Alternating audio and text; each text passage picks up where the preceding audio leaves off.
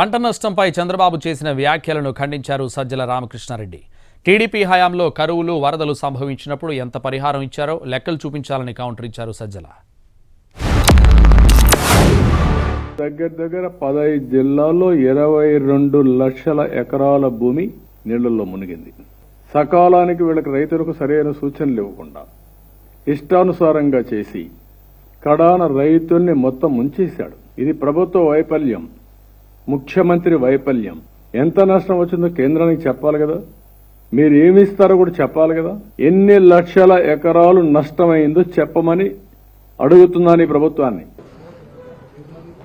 చంద్రబాబు నాయుడు ఏమీ చేయకపోగా రాచి రంపాన పెట్టాడని అందరికీ తెలుసు.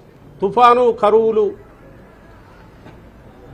ఆయన హయాంలో వచ్చిన ప్రతి సందర్భంలోనూ అసలు ఎప్పటికి లెక్కలు తేల్చేవాళ్ళు, అసలు ఇన్పుట్ సబ్సిడీలు ఎప్పుడు ఇచ్చేవాళ్ళు, అది వచ్చేసరికి వాళ్ళ పరిస్థితి ఏమయ్యేది, లెక్కలు తీయమనండి, చెప్పమనండి ఒకసారి. ఇదిగో ఫలానా తుఫాను వచ్చినప్పుడు నేను ఇమ్మీడియట్ ఇంత పే చేశాను, ఇదిగో ఇది చూపమనండి. లేదా కరువు వచ్చినప్పుడు ఇదిగో నేను ఇంత చేశాను చెప్పమనండి.